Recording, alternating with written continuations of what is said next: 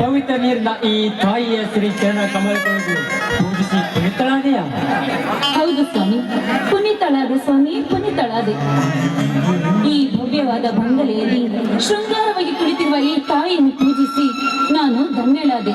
ನೀವು ಕೂಡ ಈ ತಾಯಿಯನ್ನು ಪೂಜಿಸಿ ನಮಸ್ಕರಿಸಿ ಪಾವನರಾಗಿರಿ. ಬನ್ನಿ ಸ್ವಾಮಿ. ಅಮ್ಮ ಬಣ್ಣದ ಇದರಲ್ಲಿ ಕಣ್ಮಣಿಸುವ ಭವತಾರಾಯಣಿ ಬನಿ ಸಂಕುಲಿ ಸದಾ ಸತ್ಯ ಧರ್ಮ ಹಾದಿಯಲ್ಲಿ ನಡೆಯುವ ನನ್ನ ಮನದಾಳದ ಮರ್ಮವನ್ನಿ ಅರಿವೆಯ ತಾಯಿ. ಅನಾಥ ಮಕ್ಕಳೇ ತನ್ನ ಮಕ್ಕಳೆಂದು, ಮನೆಯ ಹಾಳುಗಳೇ ತನ್ನ ಮನೆಯ ಯಜಮಾನರೆಂದು ನಂಬಿ ನನ್ನ ಆಳು ಮಗನಾದ ನನ್ನ ಹೆಸರಿಗೆ 20 ಎಕರೆ ಜಮೀನು ಬರೆದು ರಾಣಿಯಾಗಬೇಕು ತನ್ನ ಮಗಳಾದ ಇವಳನ್ನ ನನಗೆ ಸತಿಯಾಗಿಸಿ ಹೋದ ಆ ಶಾಂತ ಗೌಡರ ಗುಣ ಮುಂದಿನ ಜನ್ಮದಲ್ಲಿ ಆದರೂ ತೀರಿಸುವಂತ ನನಗೆ ಸೌಭಾಗ್ಯ ಒದಗಿಸಮ್ಮ. ನಿನಗೆ ನನ್ನ ನಮಸ್ಕಾರ. ಸಕಲ ವೈಭವಗಳ ಶ್ರೀಮಂತ ಮಗಳಾದ ನಾನು ನಿಮ್ಮ ಮಡದಿಯಾಗಿದ್ದೇನೆ. ಅಷ್ಟೇ ಅಲ್ಲರಿ, ನನ್ನ ತಂದೆಯ ಋಣವನ್ನು ತೀರಿಸಬೇಕೆಂಬ ಈ ನಿಮ್ಮ ಹೃದಯಪೂರ್ವಕವಾದ ಋಣಕ್ಕೆ ನಾನು ಸದಾ ಋಣಿ ರೀ. ನಿಮ್ಮ ಮಡದಿಯಾಗಿದ್ದಕ್ಕೆ ಈ ನನ್ನ ಜನ್ಮ ಸಾರ್ಥಕವಾಯಿತು ರೀ, ಸಾರ್ಥಕವಾಯಿತು. ಶಾಂತ, ನಾನಿಲ್ಲದಿದ್ದರೆ ಇಲ್ಲಿ ನನ್ನದು ಎನ್ನುವುದು ಏನಿದೆ ಎಂಬ ಸಿದ್ದೇಶ್ವರ ಶ್ರೀಗಳ ವಾಣಿಯಂತೆ ಇಲ್ಲಿ ನನ್ನದು ಎನ್ನುವುದೇನಿದೆ. ಒಮ್ಮೆ ಹುಟ್ಟಿ ಒಂದು ದಿನ ಸತ್ತು ಹೋಗುವ ಈ ನಶ್ವರ ಶರೀರಕ್ಕೆ ಏಕೆ ಇದೆಲ್ಲ ಆಸ್ತಿಯ ತಾಪ ಭರಿಸಬೇಕು? ಕೊಟ್ಟವನಿಗೆ ಮರಳಿ ಕೊಡುವ ಭಾವನೆ ನಮ್ಮಲ್ಲಿಟ್ಟುಕೊಂಡು ಸದಾ ಶಿವ ನಾಮ ಸ್ಮರಣೆಗೈಯುತ್ತಾ ಮುಕ್ತ ಮನಸ್ಸಿನೊಮ್ಮೆ ಕಂಡು ನೋಡಬೇಕು. ಅಷ್ಟೇ ಈ ಜೀವನದ ರಹಸ್ಯವನ್ನು. ಸ್ವಾಮಿ, ಶಿವನಿಗಾಗಿ ದಿನ ನೀವು ಪೂಜಿಸಿ ಅವನಿಗಾಗಿ ಈ ನಿಮ್ಮ ಮುಗ್ಧ ಮನಸ್ಸಿಂದ ಕರಿತಾ ಇದ್ದೀರಲ್ಲ, ನಿಮಗಾಗಿ ಈ ನಿಮ್ಮ ಕರೆಗಾಗಿ ಆ ಶಿವ ಓಡೋಡಿ ಬರುವನೇ ಆ ಕರುಣಾಮಯಿ? ಓಡಿ ಬರುವನೆಂದು ಕೇಳುವಲ್ಲ ಶಾಂತ, ಅದೆಲ್ಲವೂ ಶಿವನ ಹೆಜ್ಜೆ. ಕಷ್ಟ ಬಂದಾಗ ಬಾ ಎಂದು ಕೂಗಿ ಕರೆದರೆ ಅದಾವುದೋ ರೂಪದಲ್ಲಿ ಬಂದು ಭಕ್ತರ ಆಸೆಯನ್ನು ಪೂರೈಸುವ ಆ ಕರುಣಾಸಾಗರ ಈ ಶಾಂಭವ್ಯ ಗಂಡ.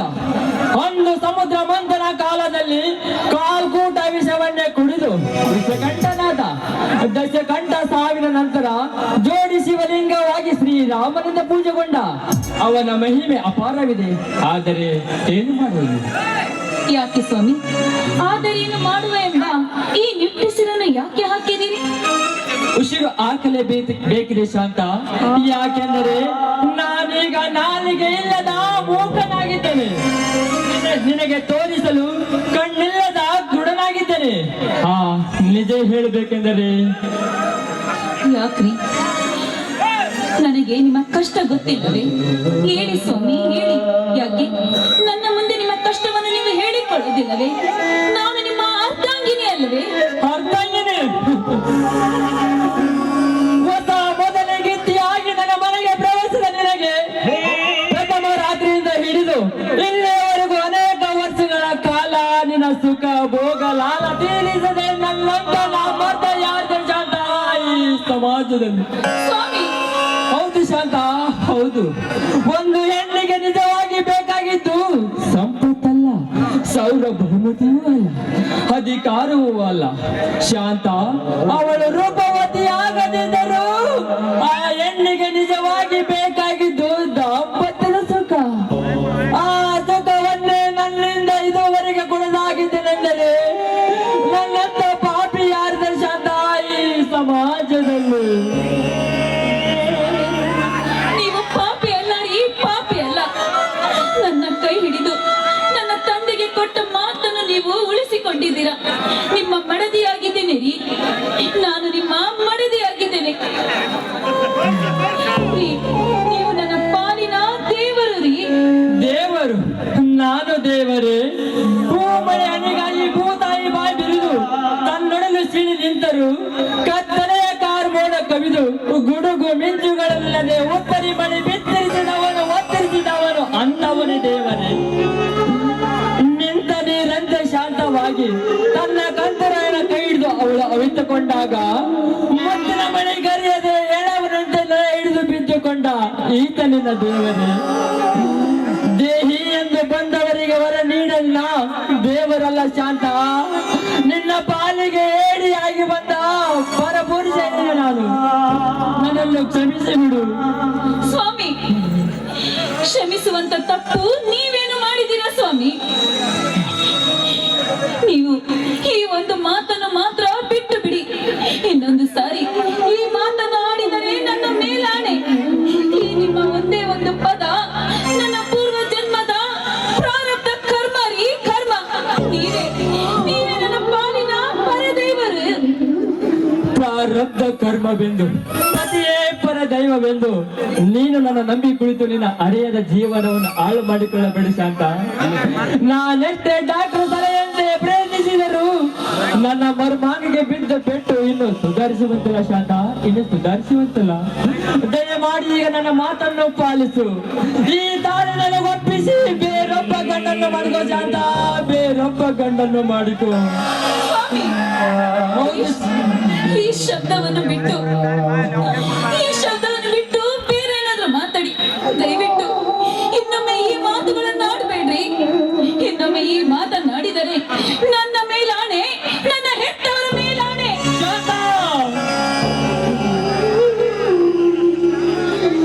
ಹೌದು ರೀ, ಆ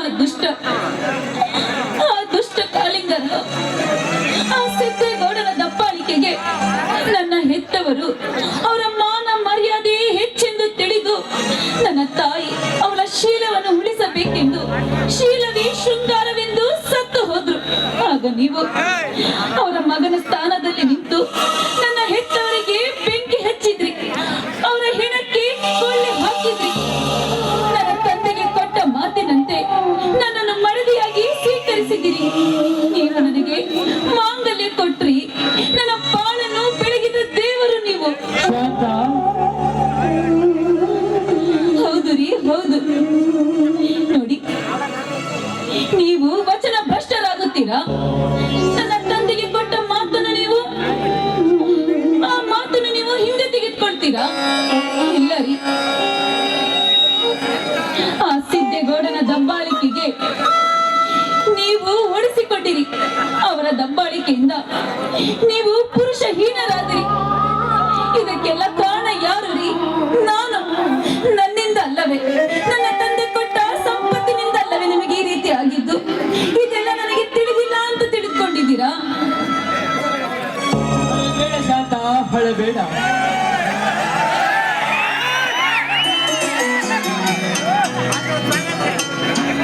ನನಗಾಗಿ, ನನ್ನ ಹೆತ್ತವರಿಗಾಗಿ ನೀವು ಜೀವನ ಪೂರ್ತಿ ನರಕದಲ್ಲಿ ಕೊರಗುವಂತೆ ಮಾಡಿಕೊಂಡಿದ್ದೀರಾ. ಈ ತ್ಯಾಗಕ್ಕೆ ನಾನು ಏನಂತ ಉತ್ತರ ಕೊಡ್ಲಿ? ಇದೆಲ್ಲ ಬಿಟ್ಟು ನಾನು ನನ್ನ ಕಾಮದಾಸೆಗಾಗಿ ಮತ್ತೊಂದು ಮದುವೆ ಆಗಬೇಕೆ? ಮತ್ತೊಂದು ಗಂಡನನ್ನು ಮಾಡಿಕೊಂಡು ಈ ನನ್ನ ಕಾಮದಾಹವನ್ನು ತೀರಿಸಿಕೊಳ್ಳಬೇಕೆ? ಇಲ್ಲ ರೀ, ಇಲ್ಲ. ನೋಡಿ, ನಾನು ಮಾತ್ರ ಯಾವತ್ತಿಗೂ ಅಂತ ಕೆಲಸವನ್ನು ಮಾಡಲಾರೆ. ನನ್ನ ಶೀಲವನ್ನು ನಾನು ಶೃಂಗಾರವಾಗಿ ಇಟ್ಟುಕೊಳ್ಳುತ್ತೀನಿ. ಹಾಗಂತ ನಿಮಗೆ ನಾನು ಮಾತು ಕೊಡ್ತೀನಿ.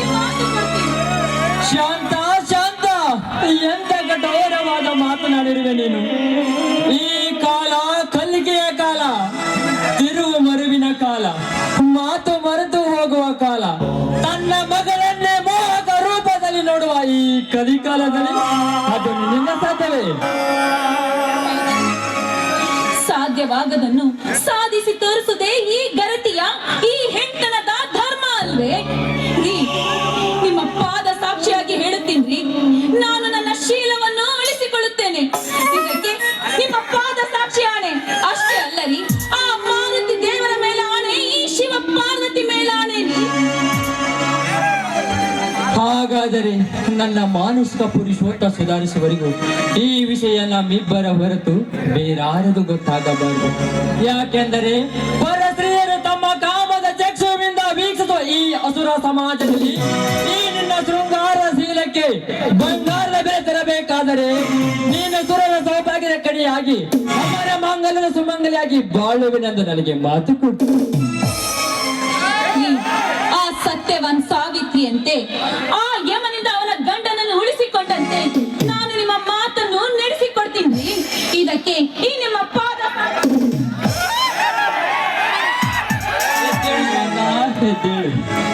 ಮೆಚ್ಚಿದ ಈ ನಿನ್ನ ಪತಿಯ ಭಕ್ತಿಗೆ ಈ ನಿನ್ನ ಅಮರವಾಣಿಯು ಈ ಸಮಾಜದ ಪ್ರತಿಯೊಬ್ಬ ಮಹಿಳೆಗೆ ಎಚ್ಚರಿಕೆ ಗಂಟೆಯಾಗಲಿ.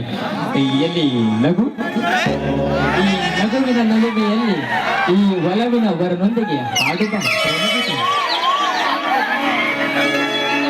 ಬಾ ನನ್ನ ರಾಜ.